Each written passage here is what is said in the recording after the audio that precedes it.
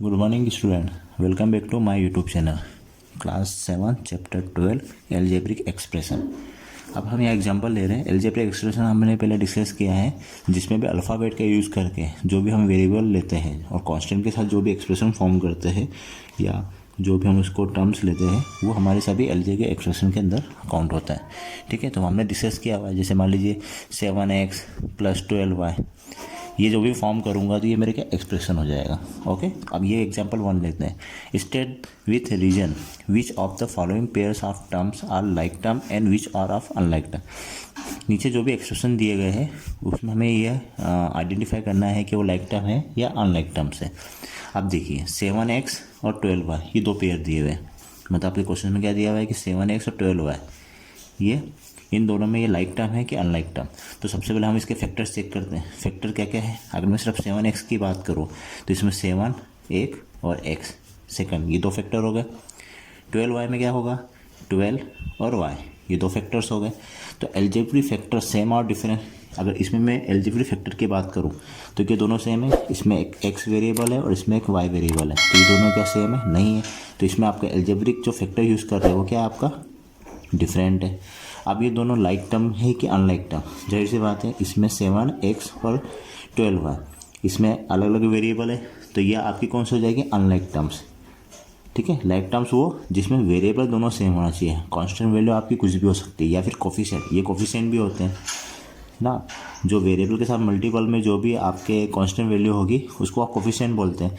तो कोफिशिएंट आपके कुछ भी हो सकते हैं, ठीक है, पर वेरिएबल आपके सेम हो गए तो लाइक टर्म बनेंगे। अदरवाइज अगर एक्स वाई या कुछ भी डिफरेंट होते हैं तो वो अनलाइक टर्म्स हो गए।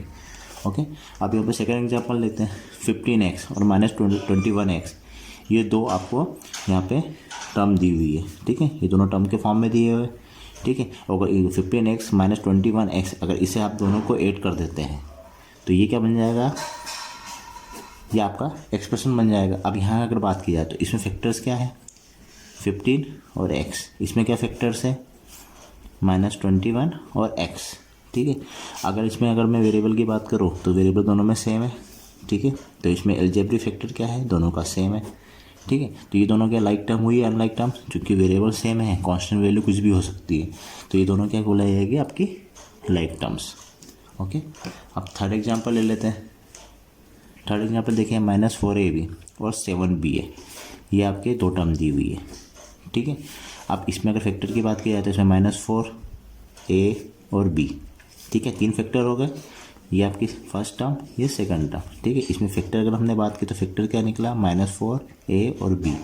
ठीक है, नीचे वाले में चेक करिए तो 7b और a, इसके भी फैक्टर इस तरीके से निकल गए।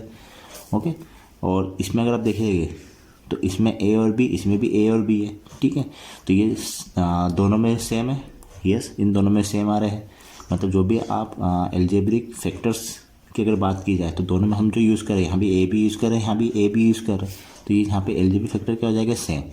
क्योंकि अगर ये दोनों में अगर वेरिएबल की बात की जाए तो ए बी है और बी है। ठीक है, तो ये क्या हो जाएगा? आपके लाइक टर्म्स। ऊपर ए बी लिखा जाए या फिर बी ए लिखा जाए, दोनों का मतलब सेम ही होता है। ओके, इस तरीके से ये आपकी लाइक टर्म्स कहलाएगी। ओके, अब एक और एग्जांपल ले लेते हैं। -3xy और 3x, ये दो टर्म दी हुई है मेरी। अगर इसके फैक्टर्स की बात करूँ तो 3x और y, ये इसके फैक्टर्स हो गए। इसके कितने फैक्टर हो गए? 3 और x। ठीक है, अगर मैं दोनों वेरिएबल की बात करूँ तो यहाँ x है, यहाँ भी x है, ये दोनों तो सेम है, पर चूंकि वहाँ ऊपर y है और यहाँ नहीं है तो ये कौन सा हो जाएगा एल्जेब्रिक फैक्टर में? डिफरेंट, क्योंकि जो ऊपर वेरिएबल होना चाहिए वही सेम वेरिएबल यहाँ होना चाहिए। अगर यहाँ एक्स वाई होता तो ये सेम एल्जेब्रिक फैक्टर्स होते और यही लाइक टर्म बनते, पर चूंकि यहाँ ऊपर एक्स वाई है और नीचे एक्स है। ठीक है, तो इसको आपकी अनलाइक टर्म्स बनी।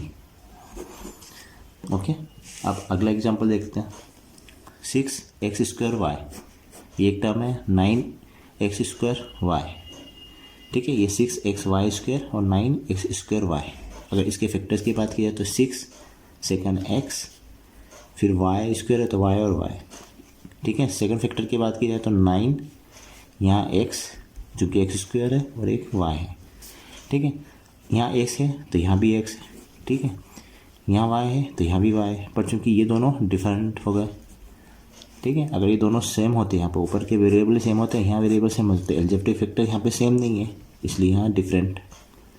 ठीक है। अब ये लाइक टाइम है कि अनलाइक टाइम, जाहिर सी बात है अगर ये सभी सेम होते हैं, ऊपर भी जितने भी वेरिएबल और नीचे भी जितने भी वेरिएबल अगर सभी सेम होते हैं तो ये लाइक टाइम होती है, क्योंकि यहाँ सभी डिफरेंट है इसलिए अनलाइक टर्म्स है। एक एग्जाम्पल और देख लेते हैं, पी क्यू स्क्वायर और -4 पी क्यू स्क्वायर, इस टर्म के फैक्टर्स कितने हैं, पी क्यू और क्यू। इसके फैक्टर्स क्या है, -4 P Q and Q. Okay, अब इसमें अगर बात की जाए तो पी यहाँ भी है, यहाँ भी है, क्यू यहाँ भी है, यहाँ भी है, ठीक है। उसके बाद एक क्यू यहाँ है और एक पी क्यू, एक क्यू यहाँ भी है ना। तो अगर वेरिएबल की बात की जाए तो वेरिएबल दोनों में सेम आ रहे हैं, पी क्यू इसके ऊपर भी है, पी क्यू इसके ऊपर भी है, नीचे भी है, ठीक है। तो यहाँ एलजेब्रिक फैक्टर सेम हो गए, तो इसलिए कौन सी टर्म हो गई आपकी, लाइक टर्म्स हो गई। इस तरीके से आप कोई भी लाइक और अनलाइक टर्म निकाल सकते हैं, और जो भी फैक्टर जो भी आपकी टर्म के साथ में जो भी कोफिशिएंट मल्टीप्लाई में होगा वो आपकी कोफिशिएंट होता है, ये आप जैसे समझ चुके हैं। ओके, इस तरीके से आप किसी भी चीज़ को फाइंड आउट कर सकते हैं, ठीक है। ये इसके बीच की टर्मिनोलॉजी है जिसे हम थोड़ा समझें। Okay, thank you.